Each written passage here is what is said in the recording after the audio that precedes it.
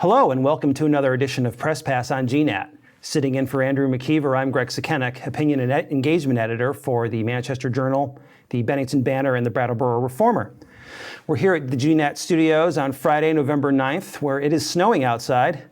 And I am joined by my illustrious colleagues, starting Darren Marcy, editor of the Manchester Journal. Hi. Hello, Darren. And sitting next to him is Luke Nathan, reporter for the Manchester Journal and the Bennington Banner. Good to be here. Thanks for being here, gentlemen. Appreciate it. So we're going to talk about some stories that are in the news these days in the North Shire and here in Bennington County. But let's dig in and start with a little bit of history first. In 1761, way back, Benning Wentworth, that's who Bennington's named after, the colonial governor of New Hampshire, sat at his desk in Portsmouth and drew out some lines on a map of places he'd never been to and never seen. Those wound up being the town lines of modern-day southern Vermont. And the reason this matters is we're now dealing with a situation on the town line that separates Dorset and Manchester. Several properties sit along that line, and they've been fine, but now there's questions about titles and permits and land use restrictions and neighbor complaints about land use, and it's not quite clear which town has jurisdiction, and that's causing some problems. Luke, you've been working on this story. Tell us a little bit about what's going on and what the latest developments are. Well, kind of over the last couple of months, as you sort of alluded to, this kind of question of where exactly the town line is between Manchester and Dorset has come up in a number of different property-related matters.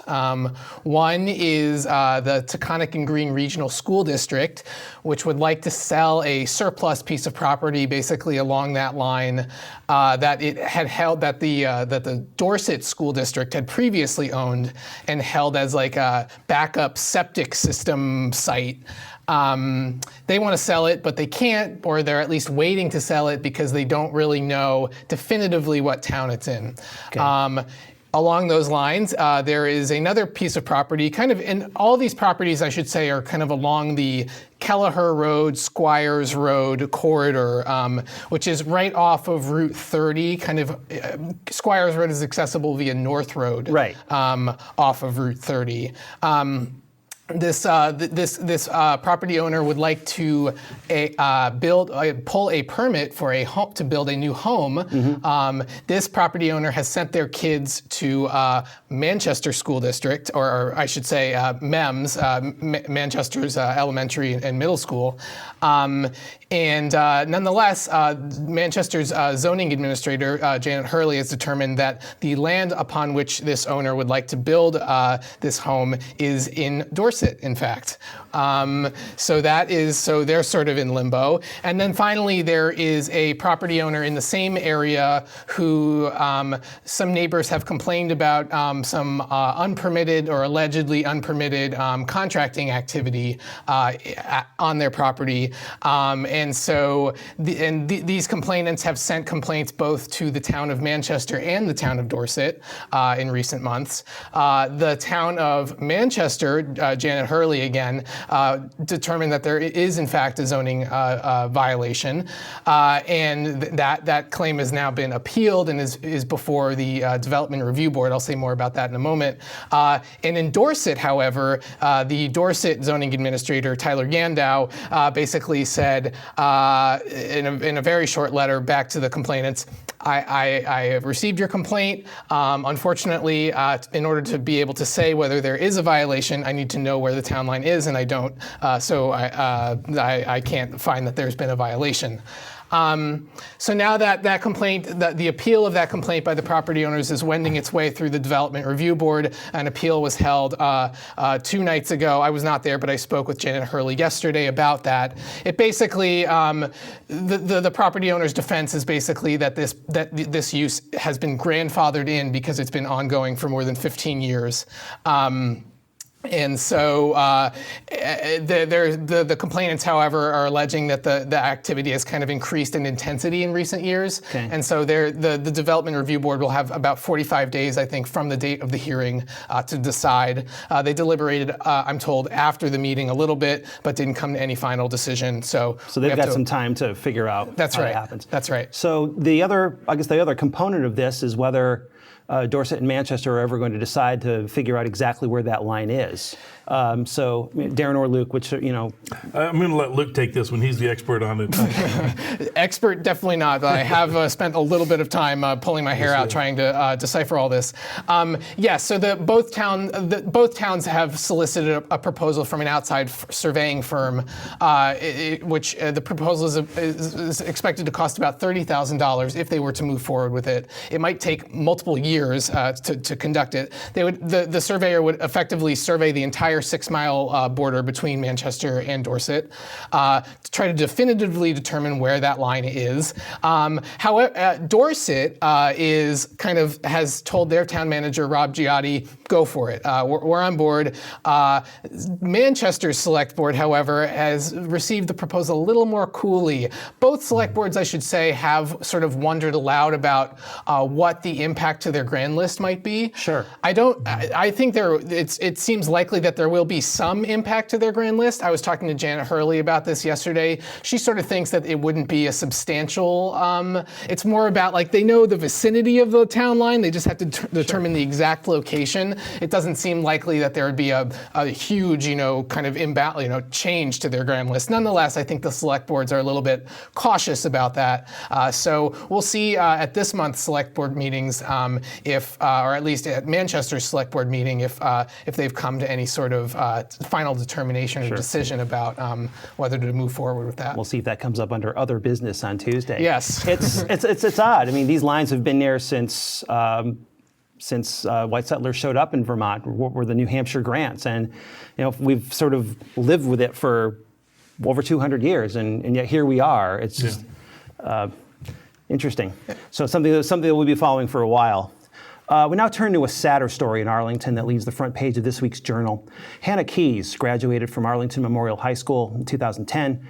She was found dead in Winooski this past weekend, and police are seeking her fiancé, a former Bennington resident, in connection with her death.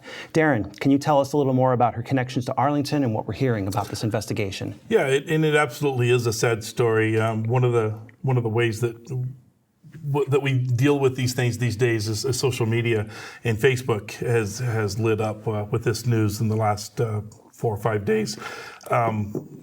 Hannah's sister lives in Arlington and posted the family news, and there was close to 300 comments of people expressing their condolences and things to the family.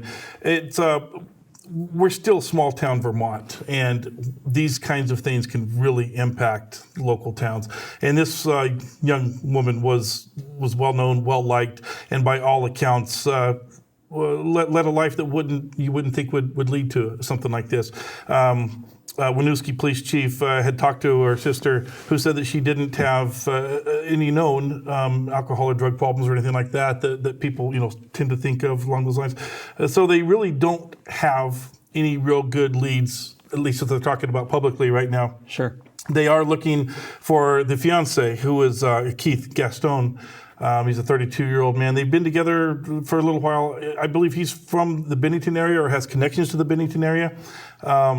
And they haven't been able to find him, which is odd. The police chief has said recently that you would think he would be concerned about his kids, and that's one of the sadder aspects of this story too. Right now, there are 2 young children involved. Both kids are okay. They were found in the apartment with Miss Keyes, and are now in the care of family members.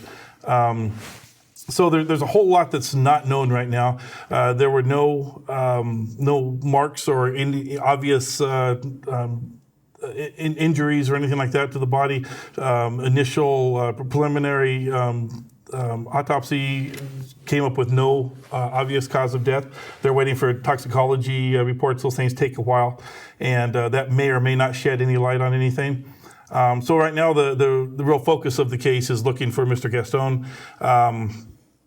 Nobody knows his whereabouts or what may or may not have become of him. They did find his car in the Burlington area, which doesn't really tell them much other than that he's not in it. So right. There's a whole lot of questions, and as we're sitting here right now, they don't know. They any moment, of course, something could break, and by the time you guys watch this, they may know a whole lot more. True. So.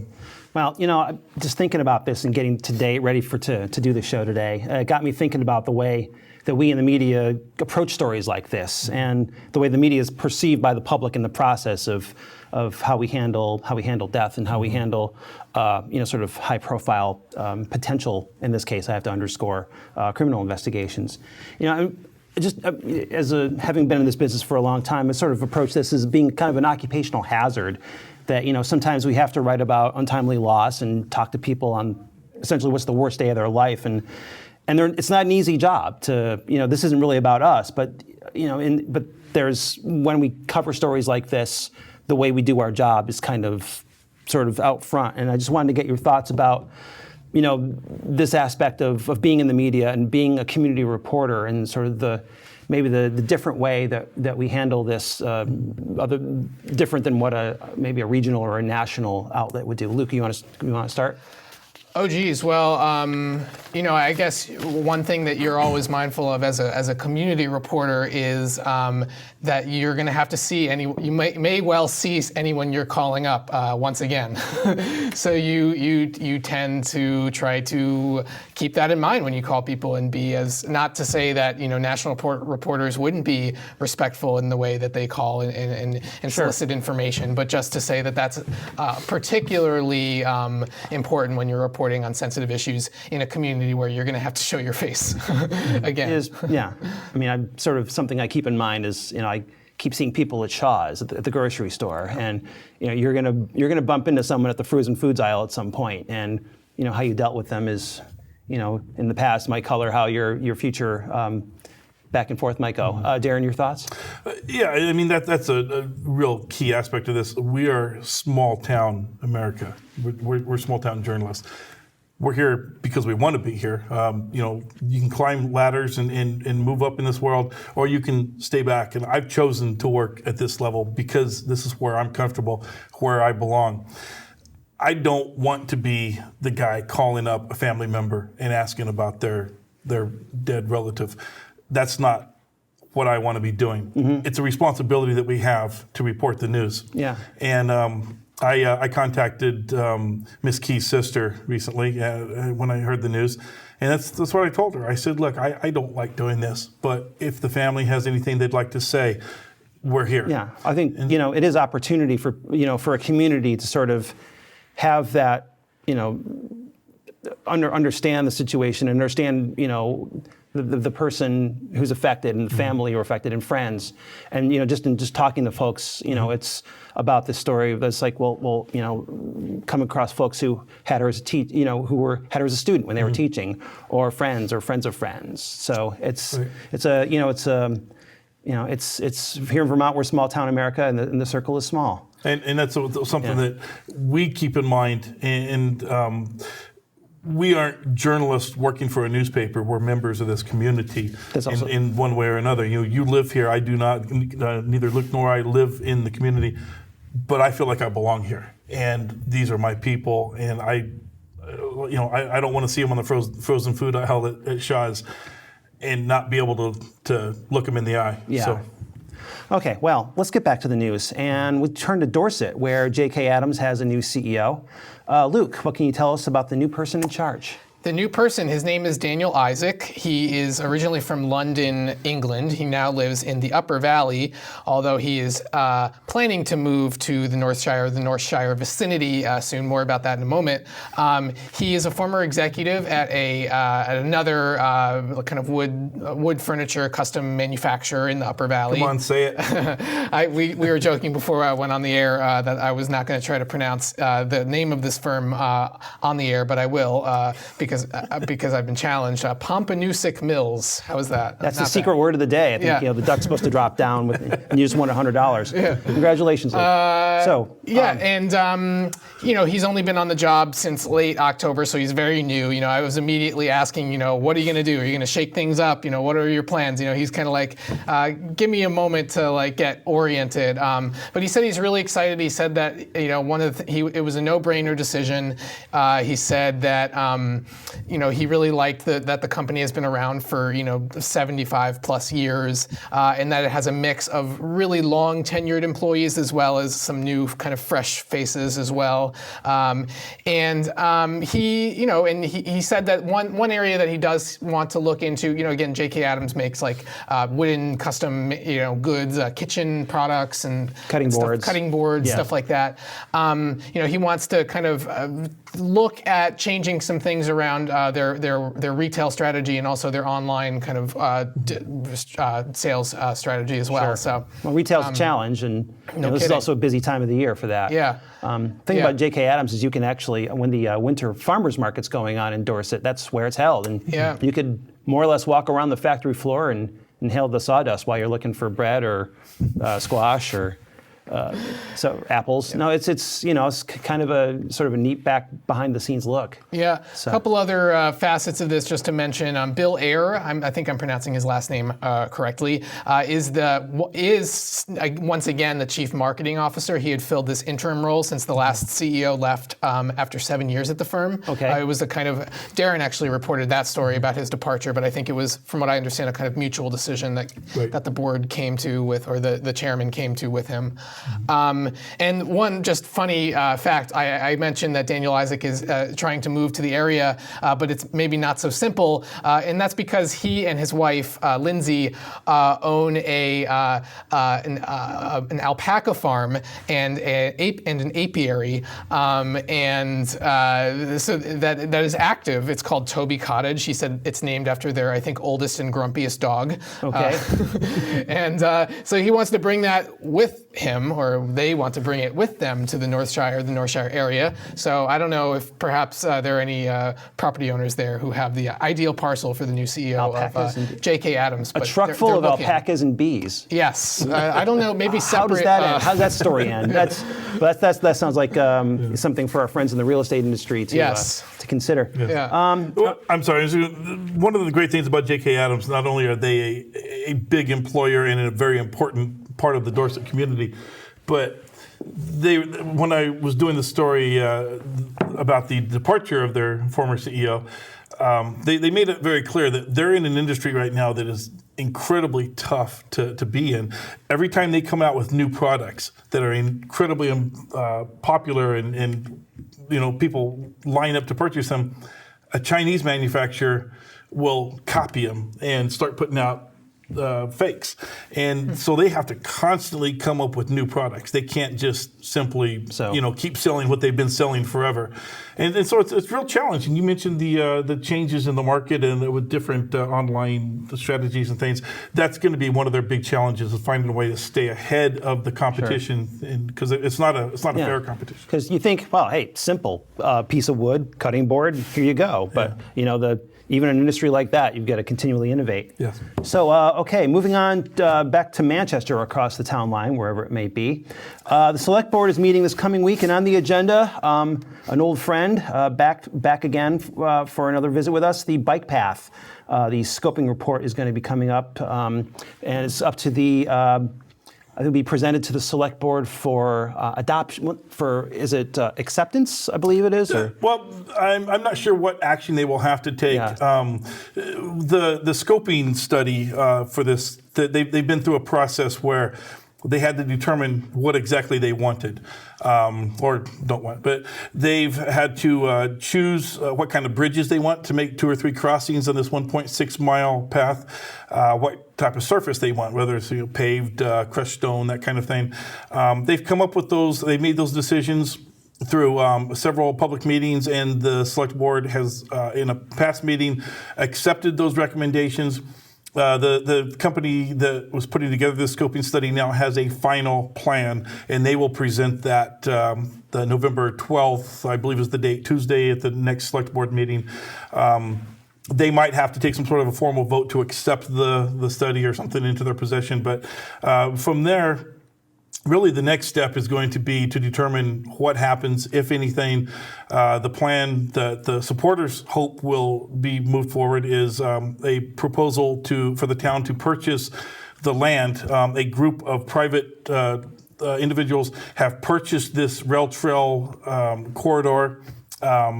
basically to hold on to it and make it available for the town of Manchester to purchase to be turned into a rail trail. And that's going to be an all-season, a lot of people refer to it as a bike trail, but it's bike, pedestrian use, snowshoe, cross-country skiing, those kind of non-motorized transportation. Sure. And so that's going to be the interesting thing over the next couple of months, because there is some organized opposition, some landowners along the trail that don't want to see this thing in their backyard, and then some folks who are against it for other reasons. They don't think that the town needs it. Some don't think that it's affordable. I know at least one person who says the town has enough on its hands right now. But there's a large group of supporters who want to see this thing built and are also active in supporting it. It's going to be interesting. So looks like we're maybe finally getting down to the point where we get a decision, and perhaps, and it won't be a town meeting vote. It'll be an Australian ballot vote. The town meeting decided that 2 years ago. Right. I'm sure there'll be quite a debate on Saturday at the floor meeting, but it will be on paper Tuesday. If that gets to that, if we get to that this year. Assuming it gets that far. Okay, so a couple of quick hits to close out our show. We're getting close to the end of our time with you. We've had some crazy weather lately with snow this week and a damaging windstorm last week that left some folks without electricity for what seemed like kind of a surprisingly long time for the storm that it was. Luke, you worked on the story for the Journal. Where did the windstorm leave the most folks without electricity, and what were some of the reasons that folks were without power as long as they were?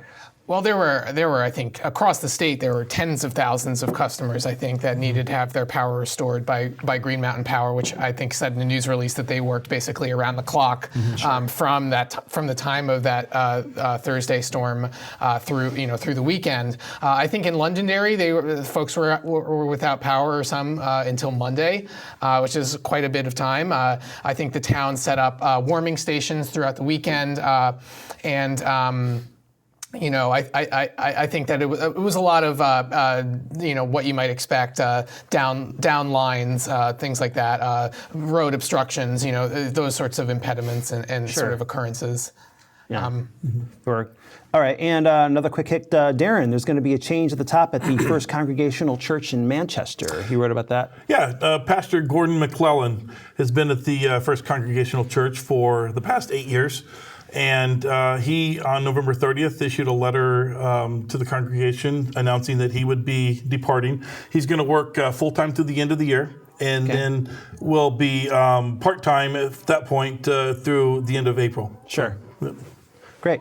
And one more topic to touch on. The Burr and Burton Academy football team is going for a Division I championship on Saturday in Rutland. Darren, where will the BBA superfans be to send off the Bulldogs on their way to Rutland? Saturday, 1 o'clock at the roundabout. And they're asking everybody to show up, bring noisemakers and signs and all those kinds of things, and send the team off.